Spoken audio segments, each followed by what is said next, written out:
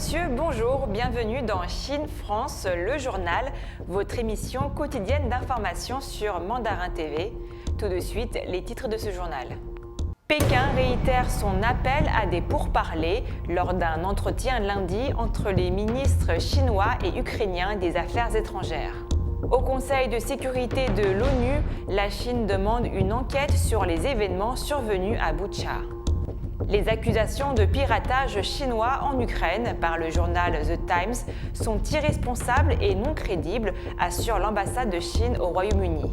Covid-19, Shanghai effectue un nouveau cycle de dépistage à l'échelle municipale. Pékin a réitéré son appel à des pourparlers de paix pour résoudre le conflit en Ukraine lors d'un entretien lundi 4 avril entre les ministres chinois et ukrainiens des Affaires étrangères. L'entretien téléphonique qui s'est tenu lundi entre le ministre chinois des Affaires étrangères, Wang Yi, et son homologue ukrainien, Dmytro Kuleba, était le premier échange à haut niveau entre les deux pays depuis le 1er mars, alors que le ministre russe des Affaires étrangères, Sergueï Lavrov, s'est rendu à Pékin la semaine dernière pour une série de rencontres. Lors de l'entretien, fait à la demande de Kiev, selon Pékin, Wang Yi a souligné que l'attitude de principe de la Chine à l'égard de la question ukrainienne est de promouvoir les pourparlers de paix, selon un compte-rendu du ministère chinois des Affaires étrangères. La guerre finira un jour et l'essentiel est de savoir comment tirer les leçons de cette expérience douloureuse pour maintenir correctement une sécurité durable en Europe, a souligné Wang Yi. Pékin croit en l'établissement d'un mécanisme européen de sécurité équilibré, efficace et durable, basé sur un dialogue égal et le principe de l'indivisibilité de la sécurité, a-t-il ajouté. La Chine est prête à adopter une position objective et juste pour continuer à jouer un rôle constructif à sa manière, a déclaré Wang Yi. De son côté, Dmytro Kuleba a tweeté lundi qu'il était reconnaissant envers son homologue chinois pour sa solidarité avec les victimes civiles. Nous partageons tous les deux la conviction que mettre fin à la guerre contre l'Ukraine sert les intérêts communs de la paix, de la sécurité alimentaire mondiale et du commerce international, a-t-il ajouté. Et lors d'une réunion du Conseil de sécurité de l'ONU, le représentant permanent de la Chine aux Nations Unies, Zhang Jun, a demandé une enquête sur les événements survenus dans la ville ukrainienne de Boutcha. En vertu du droit international, les civils doivent être épargnés de toute forme de violence et de conflit, et les attaques contre les civils sont inacceptables et ne doivent pas se produire. Les rapports et les images de décès de civils à Boutcha sont très troublants et les circonstances pertinentes et les causes spécifiques de l'incident doivent être vérifiées et établies, a dit le représentant permanent de la Chine aux Nations Unies. Selon le journal britannique The Times, qui se base sur des notes des services des renseignements ukrainiens, la Chine aurait coordonné le piratage de 600 sites web ukrainiens avant l'attaque de l'Ukraine par la Russie. Cependant, les services ukrainiens démentent avoir fourni un tel document. Réagissant à ces accusations, un porte-parole de l'ambassade de Chine au Royaume-Uni a qualifié ces allégations d'irresponsables et non crédibles. Le porte-parole a noté que l'Ukraine avait déclaré qu'elle n'avait partagé aucune information officielle avec The Times et qu'aucune enquête n'était en cours. Il faut souligner que pendant un certain temps, les reportages du journal The Times sur la Chine ont été faux, délibérément déformés et même calomnieux, a plaidé le porte-parole.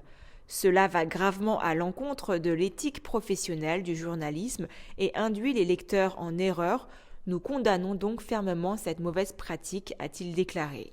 Le porte-parole a fait ces remarques en réponse à une question des médias concernant un reportage du journal The Times qui prétend qu'une source du service de sécurité ukrainien avait affirmé que la Chine avait coordonné une énorme cyberattaque contre l'Ukraine avant le début de l'opération militaire spéciale de la Russie. En ce qui concerne la position de la Chine sur la question ukrainienne, la Chine est toujours une force pour la sauvegarde de la paix mondiale.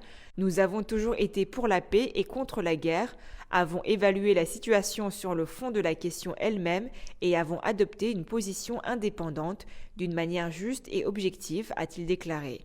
La Chine a proposé un plan pour résoudre la crise. Toutes les parties doivent soutenir conjointement les parties concernées pour avoir un dialogue et des négociations qui produiront des résultats, mèneront à la paix et empêcheront la situation de s'aggraver, a noté le porte-parole. Pour parvenir à une solution durable, il est impératif que les parties concernées rejettent la mentalité de la guerre froide, s'abstiennent de toute confrontation de blocs et construisent par la négociation une architecture de sécurité régionale véritablement équilibrée, efficace et durable, de manière à parvenir à une stabilité à long terme sur le continent européen, a poursuivi le porte-parole. Nous n'accepterons jamais aucune coercition ou pression extérieure et nous nous opposerons à toute accusation sans fondement contre la Chine, a déclaré le porte-parole, ajoutant que la Chine se tenait toujours du côté de la paix et du bon côté de l'histoire. En effet, le conflit russo-ukrainien se poursuit aussi sur un autre terrain, l'Internet. Depuis le début du conflit, nombreux sont les personnes et groupes indépendants du monde qui se sont alliés à un camp pour lutter contre l'autre. La numérique, nouveau terrain de guerre. Jeudi 24 février, premier jour de l'invasion russe en Ukraine, le groupe de hackers Anonymous a déclaré la guerre contre la Russie. Le 26 février, le vice-premier ministre et ministre de la transformation numérique de l'Ukraine a fait appel sur les réseaux sociaux aux volontaires pour rejoindre l'armée informatique ukrainienne. Un appel auquel ont répondu plus de 300 000 bénévoles de partout du monde. Le 10 mars, le collectif a réclamé une cyberattaque contre la base de données de l'agence exécutive fédérale russe, responsable de la surveillance, du contrôle et de la censure des médias de masse. Le 25 mars, le groupe d'hackers a piraté la banque centrale russe. Anonymous a annoncé avoir détourné plus de 35 000 documents secrets, dont certains il s'apprête à dévoiler. Selon Denis Kenji-Kipker, juriste et expert en cybersécurité, les implications juridiques de ce genre de conflit sont considérables. To public international law, this is really a problem because these private individuals or hacker collectives such as Anonymous are not able on their own initiative to declare any kind of war. So even if they proclaim this in the media and on the net, this is not really cyber war because they are not a conflict party. They are not a state. This can only be considered a so-called cyber crime. And in any case, in my opinion, the question arises as to the sense of such high-handed operations, which in case of doubt only cause more damage than they do good, in my opinion. We have a problem here with the attribution of the actions. So without any designation of competence, and this is highly problematic because you cannot clearly identify a digital combatant here. You cannot see if the combatant is coming directly from Ukraine, from Russia. We have also the problem without this reasonable attribution that is also possible for third-party states to do any intelligence operations here under the name of Anonymous, for example. Il estime également que la cyberguerre n'aura pas un impact décisif sur le résultat de la guerre ukrainienne. Cyber war, in my opinion, alone will not be decisive for the current war that we face. And we can also see that we already had several cyber attacks on Russian territory, on Ukrainian territory, and also on the territory of the European Union. But all these cyber attacks had only been punctual but not decisive for the outcome of the war. Les cibles des hackers ne se limitent pas aux organisations russes. Les entreprises internationales qui ne boycottent pas la Russie se trouvent aussi victimes. Le 24 mars, les entreprises françaises Auchan, Leroy Merlin et Decathlon, qui opéraient toujours dans le pays, ont été piratées. Quelques jours après, Decathlon a suspendu ses activités en Russie, faute d'approvisionnement suffisant. Vassilios Karagianopoulos, expert en cybercriminalité à Portsmouth University, considère la cyberguerre comme une forme de manifestation politique. We've seen hacktivists historically using such attacks in order to protest the policies of governments and the policies of corporations in relation to human rights issues or other issues of political importance. On the one hand, we see such tactics can apply pressure to various important organizations. And obviously, in this particular case, activists are using these attacks in order to sort of coerce or convince these corporations to boycott Russia and Russian products. On the other hand, we have to note that all these attacks are illegal cyber attacks against an organization, and therefore this means that those involved in those attacks could be charged and prosecuted under computer misuse offenses if discovered. L'information joue un rôle important pour booster le moral des citoyens. Dans l'ère du fake news, elle peut être un moyen de rallier le public international à une cause. These cyber attacks can mean that the public becomes more aware of what is happening in a particular conflict. So we've seen, for example, cyber attacks against media outlets in Russia, trying to communicate what is happening in Ukraine to the Russian public in order to bypass Russian censorship in Russian media. Obviously, information, especially in this day and age, is a crucial element of every kind of conflict, political conflict, war conflict. So fake news and disinformation, misinformation is inevitable during a conflict, as every side will release its own kind of information about events and the course of the conflict. And we know propaganda is a core element of every war and conflict anyway. So misinformation plays an important role for the morale of those involved. So we have seen in this conflict, for example, a lot of videos and photos of destroyed airplanes and helicopters and other kind of arms on both sides, captured soldiers and so on. So obviously this not only boosts the morale of whoever has managed to do that or sees that information, but also creates a positive or negative impression for the general public internationally, and that is used to gain support, let's say, or cause condemnation, depending on which side we are on and what sort of information we're looking at. La cyberguerre constitue la partie invisible de la guerre ukrainienne. Pourtant, elle entraîne des risques bien réels pour les citoyens. Citizens can be affected by the cyber war as third parties, so unintentional.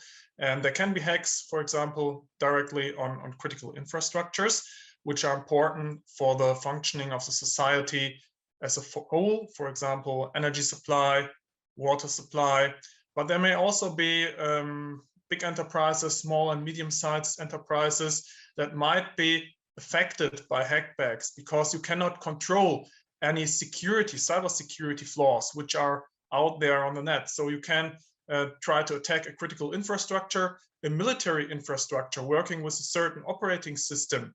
But any company which is using the same operating system with the same fault on it, with the same cybersecurity problem, it might be affected as well. So it is very difficult when it comes to cyber war to control the direct impact or to limit this direct impact onto military infrastructures, for example. Lorsqu'il n'y a pas encore de résolution, le conflit pourrait poursuivre en ligne. I think if we see a military de-escalation, then we'll probably start seeing a de-escalation in terms of the cyber attacks to an extent. But then the cyber attacks don't really happen necessarily solely as a response to a military kinetic attack. They happen because of the political kind of conflict that is the underlying cause of this military attack. So if we see, for example, that there is no resolution in the area and there's a lot of diplomatic attacks or underlying kind of conflicts in the area, then we might see activists and other groups actually continuing their attacks in support of Ukraine. Le 29 mars, Anonymous a nié tout lien avec une cyberattaque, contre les serveurs de l'autorité de l'aviation civile russe. Sur son Twitter, le groupe affirme ne jamais s'engager dans le cyberterrorisme. Selon certains Français, les cyberattaques seront une arme de plus en plus utilisée, d'où l'évolution de la cybersécurité au sein des entreprises. Oui, je pense que les conflits qui impliquent des attaques de cybersécurité, c'est quelque chose qu'on verra de plus en plus, qu'on voit de toute façon augmenter de façon assez régulière, voire exploser dans un certain nombre de domaines. C'est une arme maintenant qui est à part entière capable de mettre à mal un État ou des entreprises privées qui ont un impact sur l'économie. Donc oui, c'est quelque chose qui n'est pas prêt de s'arrêter. Alors la cybersécurité, dans la plupart des entreprises, le budget ne cesse d'augmenter pour renforcer tous les systèmes de protection et se parer des cyberattaques. Ce qui se passe aussi, c'est qu'on a de plus en plus de systèmes digitaux qui sont exposés à nos clients et donc qui nécessitent aussi de nous protéger, mais de protéger nos clients aussi des cyberattaques qui pourraient arriver via nos systèmes. Donc c'est une évolution continuelle et les services informatiques dépensent de plus en plus d'argent sur ces sujets-là. Pour d'autres, pas de changement encore dans leur utilisation d'Internet. Je ne vais pas jusqu'à utiliser un VPN, on va dire, pour protéger mon adresse IP. Après, moi, me concernant, je n'ai pas de soucis. Pour mon utilisation, en tout cas, je pense pas avoir de soucis au niveau sécurité Internet. Bon, jusqu'à là, moi, je n'ai pas de problème sur Internet parce que j'ai un bon antivirus et je ne vais pas dans les sites inappropriés. Donc, que ce soit dans le cadre de mon travail ou à la maison chez moi, je me sens en confiance parce que je ne vais pas dans les sites inappropriés et que je ne me sens pas... oui, je me sens en sécurité en gros. Shanghai a lancé mercredi un nouveau cycle de tests antigéniques et de tests d'acide nucléique à l'échelle municipale dans le cadre des efforts visant à contenir la récente résurgence des cas de Covid-19 dans la métropole, selon les autorités locales. La décision a été prise sur la base des résultats des tests de masse d'acide nucléique effectués lundi, selon le groupe dirigeant de la municipalité de Shanghai pour la prévention et le contrôle de la Covid-19. La ville a signalé mardi 311 cas confirmés transmis localement et 16 766 porteurs asymptomatiques locaux, selon la Commission municipale de la santé. C'est la fin de votre journal. Merci à tous de l'avoir suivi. N'oubliez pas de vous abonner à la chaîne YouTube de Mandarin TV et pensez également à activer la petite clochette de notification pour ne rien rater. Très belle journée ou très belle soirée à tous sur Mandarin TV.